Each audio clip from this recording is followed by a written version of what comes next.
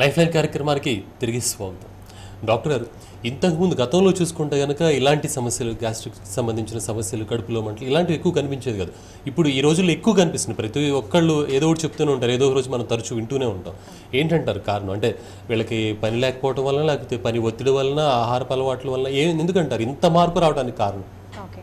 And మెయిన్గా చూసుకుంటే stress levels అండి. లైక్ అప్పుడు పాస్ట్కి ఇప్పటికి చూస్తే స్ట్రెస్ లెవెల్స్ చాలా పెరిగిపోయాయి. సో ఈ స్ట్రెస్ లెవెల్స్ వల్ల కూడా గ్యాస్ట్రిక్ కంప్లైంట్స్ వచ్చే ఛాన్సెస్ చాలా వరకు ఉంటాయి అనమాట. And at the same time food హ్యాబిట్స్తో పాటు సెడెంటరీ లైఫ్ అనమాట. తీసుకున్న ఫుడ్ ఒక విధంగా ఉంటే వాళ్ళు ఎక్కువసేపు కూర్చోవడం కానీ, దానికి సరైన ఫిజికల్ యాక్టివిటీ లేకపోవడం కానీ, ఇవన్నీ ఇంటర్లింక్డ్ ఉంటాయన్నమాట. అండ్ డైట్ కూడా ఇందాక అనుకున్నట్టుగా ఫ్యాటీ ఫుడ్ తీసుకోవడం కానీ, ఎక్కువ ఆయిలీ కంటెంట్ ఉన్న ఫుడ్ తీసుకోవడం కానీ, ఫ్రైడ్ ఫుడ్స్ తీసుకోవడం కానీ, సరైన మోతాదులో ఫుడ్ ఒకటేసారి ఎక్కువ తినడం కానీ, ఇవన్నీ దానికి రిలేటెడ్ అండి. అలాగే చాలామంది నైట్ షిఫ్ట్స్ ఉన్నాయనుకోండి, ఇప్పుడు 10 తర్వాత వెళ్ళి ఇప్పుడు 12కి 1 o'clock అట్లా భోజనం చేస్తూ ఉంటారు. ఇది కూడా ఏమన్నా గ్యాస్ట్రిక్ సంబంధించిన సమస్యలకు దారితీసే అవకాశం ఉందంటారా? తప్పకుండా అండి. అది ఇరెగ్యులర్ ఫుడ్ హ్యాబిట్స్ కింద కన్సిడర్ చేసుకోవచ్చు. ఇరెగ్యులర్ ఫుడ్ హ్యాబిట్స్ ఏంటంటే స్ట్రెస్ టైమింగ్స్, వర్క్ టైమింగ్స్లో చూసుకుంటే లైక్ డీలే అవ్వడం, ఫుడ్ తీసుకోవడం డీలే అవ్వడం కానీ, అండ్ ఎంటీ స్టమక్తో ఉండడం కానీ, ఇదేమవుతుందంటే హైడ్రోక్లోరిక్ యాసిడ్ని ఎక్కువ సెక్రెట్ చేస్తుంది అనమాట. సో దానివల్ల ఏమవుతుంది, ఎగైన్ ఈ గ్యాస్ట్రిక్ కంప్లైంట్స్ రావడం, కడుపులో మంటతో స్టార్ట్ అయ్యి వామిటింగ్స్ వచ్చినట్టుగా అనిపించడం కానీ, ఇలాంటి కంప్లైంట్స్ అన్ని వస్తాయి. ఓకే అండి, మరి కాలర్ ఉన్నారండి, శ్రీకాంత్ సూర్యాపేట నుంచి. శ్రీకాంత్ గారు sir, good afternoon sir. Yes, good afternoon అండి. డాక్టర్ గారితో మాట్లాడండి. మేడం చెప్పండి. నాకు ఒక 5 months నుంచి నేను తిన్నా అది అంటే ఇప్పుడు మామూలుగా మసాలా ఫుడ్ లాంటిది ఏం తిన్నా అరగదు మేడం. అయితే ఎండోస్కోప్ చేయించాను. ఓకే. అయితే యాంట్రల్ గ్యాస్ట్రియాటిస్ వచ్చింది. ఓకే. అంటే అది ప్రాబ్లం సివియర్ కాదు అని డాక్టర్ అన్నాడు. ఓకే. అంటే పరిగడుపు ఒక 4 months నుంచి వాడుతున్నాం మేడం. ఓకే. అంటే ప్రాబ్లం సివియర్ కదా, ఏం జాగ్రత్తలు తీసుకోవాలి? సివియర్ అంటే మీ కండిషన్లో ఎట్లా అంటే ప్రాబ్లం అనేది స్టార్ట్ అయిందండి. అండ్ మీరు ఎట్లా ఇప్పుడు నెగ్లెక్ట్ చేయకుండా సరైన ట్రీట్మెంట్ తీసుకుంటే ఇది ఇంకా ఫర్దర్ కాంప్లికేషన్స్కి లీడ్ అవ్వకుండా ఉంటుంది. అండ్ ఏదైతే మ్యూకస్ మెంబ్రేన్ ఇందాక అనుకున్నామో అది చిన్నగా ఎరోజన్స్ అంటే పుండులాగా ఫామ్ అవడం కానీ అట్లాంటి కాంప్లికేషన్స్కి లీడ్ అయ్యే ఛాన్సెస్ చాలా వరకు ఉన్నాయండి. సో నెగ్లెక్ట్ చేయకుండా సరైన ట్రీట్మెంట్ తీసుకుంటే మీ ప్రాబ్లమ్కి పర్మనెంట్ సొల్యూషన్ అనేది ఉంటుంది.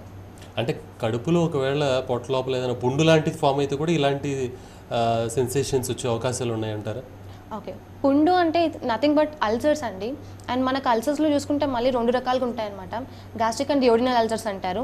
అండ్ దానికి రిలేటెడ్ సిమ్టమ్స్ అనేవి వేరే రకంగా ఉంటాయన్నమాట. తినక ముందు నొప్పి కానీ, తిన్న తర్వాత నొప్పి రావడం కానీ, కొన్ని కండిషన్స్లో వామిటింగ్ వచ్చినట్టుగా అనిపించడం కానీ, ఆకలి తగ్గిపోవడం కానీ, అండ్ వెయిట్ లాస్ ఉండడం కానీ, ఇవన్నీ దానికి సంబంధించిన లక్షణాలు అన్నమాట. ఓకే అండి, మరి కాలర్ ఉన్నారండి, సత్యనారాయణ ఏలూరు నుంచి. సత్యనారాయణ గారు డాక్టర్ గారితో మాట్లాడండి. మీ సమస్య ఏంటి చెప్పండి. నమస్తే సార్. నమస్కారం, డాక్టర్ గారితో మాట్లాడండి. ఓకే చెప్పండి మేడం గారు. నాకు గ్యాస్ట్రిక్ అనేది మినిమం 10 years నుంచి ఉంటుంది మేడం. ఓకే. ఈ ఇంగ్లీష్ మందులు చాలా మందులు వాడంగానే అలా క్రానిక్ అయిపోయి అలా ఉంటుందండి బాడీలో. ఓకే. ఎన్నాళ్ళుగా ఉందండి సమస్య మీకు? 10 years నుంచి ఉంటుంది మేడం. 10 years నుండి ఉంది. టెస్ట్లు ఏమైనా చేయించుకున్నారా? ఎండోస్కోపీ 2 times చేయించాను మేడం. ఓకే. ఏమని తెలిసింది ఎండోస్కోపీలో? అందులో పేగేదో కొంచెం పోతుందని చెప్పారు, తగ్గిపోయింది మేడం. ఓకే. తగ్గిపోయినా కానీ గ్యాస్ట్రిక్ ఏది తిన్నా అరగట్లేదండి. డైజెషన్ ఒకటినో కడుపు ఉబ్బరంగా ఉంటుంది మేడం. ఓకే. ఈ ప్రాబ్లం అనేది ఇందాక పుండులాగా ఉంది అని అన్నారు కదండి, రికరెన్స్ అయ్యే ఛాన్సెస్ చాలా వరకు ఉంటాయండి. అండ్ మీకున్న సమస్యలని దానికి రిలేటెడ్ సమస్యలేనమాట.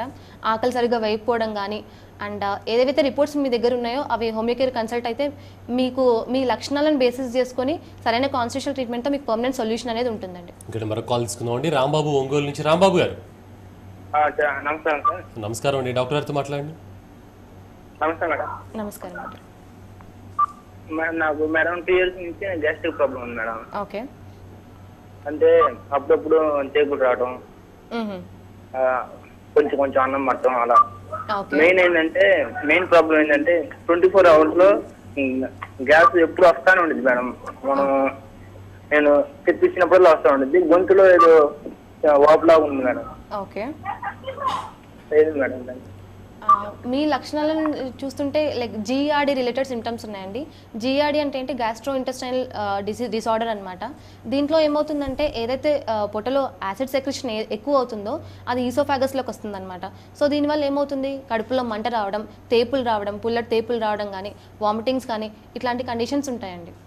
అంటే మీ హాస్పిటల్లో హోమియోకేర్లో ఎలాంటి ట్రీట్మెంట్స్ ఉంటాయంటారు? Okay, like constitutional treatment follow అవుతామండి. కాన్స్టిట్యూషనల్ ట్రీట్మెంట్ అంటే ఏంటంటే లైక్ పేషెంట్కి సంబంధించిన లక్షణాలను తీసుకొని not only physical symptoms, mental symptoms basis చేసుకొని ట్రీట్మెంట్ ఇవ్వడం జరుగుతుంది. దానివల్ల ఏమవుతుందంటే ఎట్లాంటి సైడ్ ఎఫెక్ట్స్ లేకుండా సొల్యూషన్ అనేది పర్మనెంట్గా ఉంటుందండి. ప్లస్ మళ్ళీ ఏంటంటే రికరెన్స్ అనేది ఉండదు. ఒకసారి ప్రాబ్లం తగ్గి మళ్ళీ ఫ్యూచర్లో రిపీట్ అవ్వడం అనేది ఉండదు అనమాట. అంటే ఇప్పుడు మనం ఇంగ్లీష్ మందులు చూసుకుంటే కనుక ప్రతిరోజు వేసుకోవాల్సి వస్తుంది. అట్లాగే ఈ మీ దగ్గర కూడా అలాంటి టాబ్లెట్స్ ఉంటాయంటారు, లేకపోతే ఎన్ని నెలలు వాడాలంటారు ఒకవేళ ఉంటే? అండ్ ఈ విషయానికి వస్తే పేషెంట్ సివియారిటీ ఎట్లా ఉంది, ప్రాబ్లం ఎట్లా ఉంది, ఏమైనా రిపోర్ట్స్ ఉన్నాయా, రిపోర్ట్స్ ఏం లైక్ ఏముంది, రిపోర్ట్స్లో ఏం చెప్తుంది, ఇంప్రెషన్ ఏంటి రిపోర్ట్స్లో, అండ్ ఎన్ని రోజులుగా సఫర్ అవుతున్నారు, అవన్నీ బేస్ చేసుకొని అండ్ పేషెంట్ సిమ్టమ్స్ లక్షణాలు తీసుకొని ఇన్ని రోజు డ్యూరేషన్ అని చెప్పి సజెస్ట్ చేస్తామండి.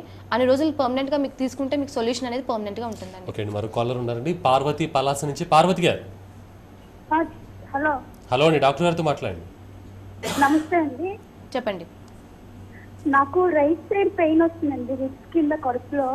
ఓకే, అలా అంటే 2 months 3 months అలా వస్తుంది. ఎందుకు వస్తుందో తెలియట్లేదు. టెస్ట్లు ఏమైనా చేయించుకున్నారండి? చేయించలేదండి. ఓకే, కడుపులో మంట ఏమైనా వస్తుందా? మంట ఏం లేదు, రైట్ సైడ్ రిప్స్ కింద పెయిన్ వస్తుంది. అప్పుడప్పుడు ఒక 2 days వరకు ఉండి మళ్ళీ తగ్గిపోతుంది. ఓకే, వామిటింగ్స్ కానీ అట్లా ఏమైనా ఉన్నాయా? అలా ఏం లేదండి. ఓకే, రైట్ సైడ్ వస్తుంది అంటున్నారు కాబట్టి లివర్ కాంప్లికేషన్స్ ఏమైనా ఉండొచ్చండి.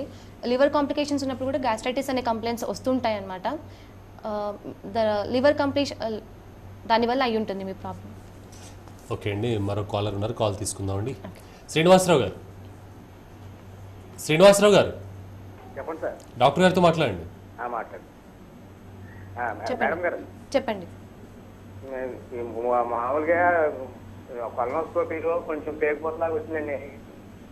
ఓకే, మందులు వాడాము, వెయిట్ చేసి పడిపోయింది. అంత ముందల చెప్పండి, మీరు చెప్తూ ఉండండి. వెయిట్ చేసి పడిపోతే వెయిట్ చేసి ఇప్పుడు కొంచెం రికవరీ అయిందండి.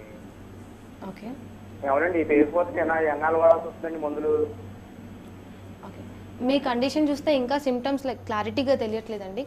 ఒకవేళ హోమియోకేర్ కన్సల్ట్ అయ్యి ఉంటే మీ సిమ్టమ్స్ అన్ని తీసుకొని సరైన ట్రీట్మెంట్ అందజేస్తాం. అంటే ఏజ్లో ఉన్న వాళ్ళకి ఒక రకంగాను, లేకపోతే కనుక కొంచెం ఏజ్ పైబడ్డ వాళ్ళకి వేరే రకంగా ఇట్లాంటి ట్రీట్మెంట్స్ ఏమైనా ఉంటాయంటారా అట్లా మీ దగ్గర?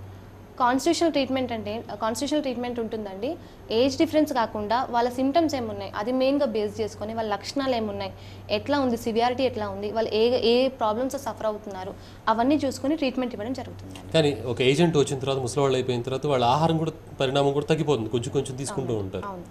సో మరి వాళ్ళకు కూడా ఎందుకు వస్తుందంటారు? ఇప్పుడు ఇంటి దగ్గర ఉన్న వాళ్ళు కానీ, లేకపోతే వర్క్ వచ్చిన వాళ్ళు కానీ టైమింగ్స్ లేకపోవడం, సరిగ్గా ఆహారం తీసుకోకపోవడం వల్ల రావచ్చు. అంటే ఏజ్ అయిపోయిన వాళ్ళకి రావడం ప్రధానమైన కారణం ఏంటంటారు? మెయిన్గా ఏజ్డ్ వాళ్ళకి చూసుకుంటే ఈ జనరేషన్ ఎట్లా అంటే ఆర్థరైటిస్ అనే ప్రాబ్లం కామన్గా అయిపోయింది. సో దానికి ఏమవుతుందంటే డైలీ ఒక పెయిన్ కిల్లర్ తీసుకోవాల్సి వస్తుంది అనమాట. సో ఈ పెయిన్ కిల్లర్స్ కూడా లైక్ ఏజ్డ్ వాళ్ళతో చూసుకుంటే ఈ పెయిన్ కిల్లర్స్లో కూడా గ్యాస్ట్రిక్ మీకోసారి ఇరిటేట్ చేసే ఛాన్సెస్ చాలా వరకు ఉంటాయండి. సో వాళ్ళలో ఇది కూడా ఒక కారణం అయి ఉండొచ్చు ఏజ్డ్ వాళ్ళలో. ఓకే, అంటే వంటికి సంబంధించిన నొప్పులకు తీసుకునే పిల్లల వల్ల కూడా ఇది గ్యాస్ట్రిక్ కంప్లైంట్స్ వచ్చే ఛాన్సెస్ చాలా వరకు ఉంటాయి. బీపీ షుగర్ ఉన్న వాళ్ళు కూడా రోజు టాబ్లెట్స్ తీసుకుంటూ ఉంటారు కదా, అవి కూడా ఏమైనా సైడ్ ఎఫెక్ట్స్ ఇస్తాయి అంటారు? అంటే అది కూడా ఒక కారణం అయి ఉండొచ్చు అండి. ఎందుకంటే లైక్ చాలా ఇయర్స్ వరకు తీసుకుంటారు కాబట్టి దానివల్ల కూడా గ్యాస్ట్రైటిస్ వచ్చే ఛాన్సెస్ చాలా వరకు ఉంటాయి. అంటే ఈ గ్యాస్ట్రిక్స్తో ఇతరితర ఏమైనా వచ్చే అవకాశాలు ఉన్నాయంటారు? అంటే వేరే జబ్బులు రావటం కానీ వీటికి సంబంధించి వేరే జబ్బులు అంటే లైక్ కాంప్లికేషన్స్కి లీడ్ అయ్యే ఛాన్సెస్ ఉంటాయండి. జనరల్గా అక్యూట్ కండిషన్లో చూసుకుంటే మనకు ఎండోస్కోపీ అయినా కూడా పెద్ద చేంజెస్ ఏమీ తెలియకపోవచ్చు అనమాట స్టమక్లో.